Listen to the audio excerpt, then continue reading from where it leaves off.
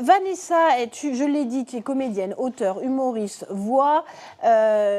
Tu as commencé à Lyon, parce que tu es lyonnaise. Oui, tu as commencé ta vie à Lyon. Oui, j'ai commencé à Lyon, exactement. Tu as commencé par le théâtre en 2004 avec l'école du café-théâtre, Oui. le nombril du monde. Oui.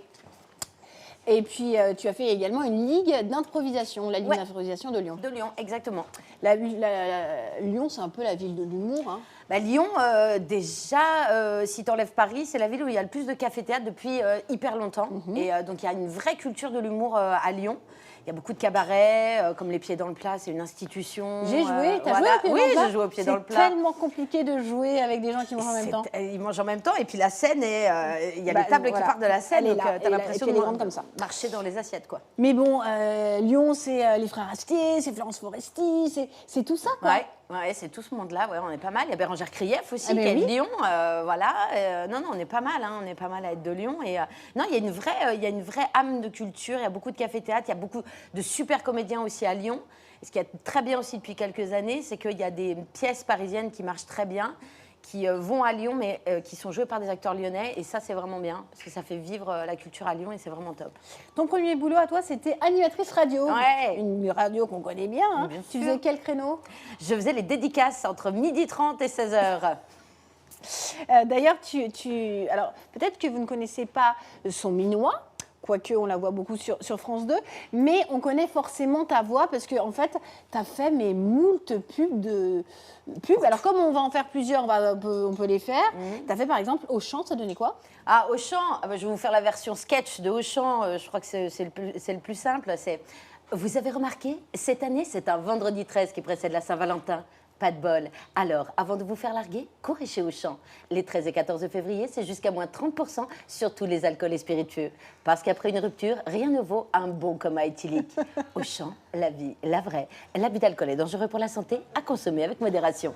Et voilà. Bravo, c'est incroyable. Tu as fait aussi les pubs pour la radio pour laquelle tu as travaillé, qui est Skyrock. Ouais, ça donne Skyrock. C'était quoi? C'est une voix très jeune, ça fait, on peut faire... La première fois que tu l'as entendu, c'était sur Skyrock. Skyrock, voilà.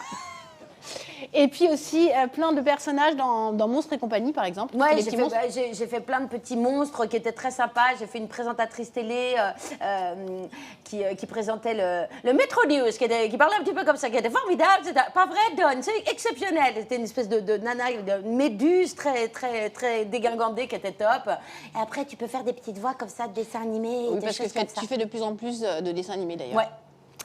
Ton premier One Woman Show s'appelait J'aurais dû écouter ma mère. Oui. C'est un succès, tellement un succès que tu montes le show à Paris. Oui. Et là, Coé te remarque. Oui. C'est la grande époque de la méthode Coé, de Coé TV, de Papara News, etc.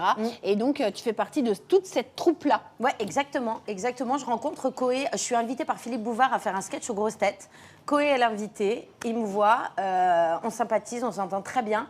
2 mois après, je fais ce qu'on appelle une exceptionnelle au Blanc Manteau à Paris. Il vient et il décide de me produire et ça a duré pendant 1 an et demi. Et donc, il m'a intégrée à la méthode Coé où j'ai fait des sketchs avec Cartman, avec Miko.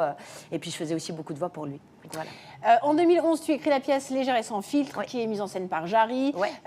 Cette pièce, c'est un carton. C'est l'année où je te rencontre. Oui. Tu la joues à la Comédie des Boulevards. D'ailleurs, à l'époque, dans ce petit théâtre, il y avait Jarry, il y avait toi, il y avait Jeff Panaclock. Ouais. Tu peux nous pitcher en 2 secondes la pièce? Ça parle de quoi? Ah, Légère et sans filtre, c'était une pièce en duo. Ouais. Il y avait la brune incandescente et la blonde un peu légère. Et c'est un parcours de 2 nanas dans des scènes de vie quotidienne. Ça va être, par exemple, une fin de soirée, des travaux à faire, un cours de sport, des choses comme ça. Tu la joues plus du tout, cette pièce? Non, je la joue plus. C'est vrai que peut-être qu'un jour, je la remonterai parce que ça marchait bien et que j'aimais vraiment bien. Et il y avait un petit côté ab-fab dedans. Voilà, c'est des nanas bien dans leur basket, franc du collier, et un peu faux-folle. Tu enchaînes avec plein de pièces parce que tu es appelé un peu partout. Tu joues dans Couscous au lardon, dans Rack à la brunch et aussi dans Toc Toc de Laurent Baffy. Ouais. Ça fait quoi de bosser avec Laurent Baffy? C'est génial. C'est génial de bosser avec Laurent Baffy et avec son fils Benjamin, qui est un comédien exceptionnel, et avec Georges Belair, qui est juste un grand monsieur du théâtre. Et puis surtout une pièce qui est exceptionnellement bien écrite et avec un rythme, il faut rentrer dedans. Et ouais, non, on s'est vraiment éclaté. C'est formidable. On te retrouve également sur scène avec ta pièce qui s'appelle Et elles vécurent heureuses, pardon, que tu joues en ce moment en tournée dans toute la France, qui sera à Avignon ou pas? Il y Non, aura ce que ne sera ton pas à one. Avignon, c'est que mon one à Avignon. Nous, on reprendra les tournées à partir de la rentrée. Et d'ailleurs, on sera bah si, je peux le dire, on sera à Cugnot, au Théâtre des Grands Enfants, le premier week-end de septembre, les Super. premiers 2-3. Tu as 2 équipes pour cette pièce que tu as coécrit avec Manu de Hariba et Anne, De Quinquelin. qui vous met en scène.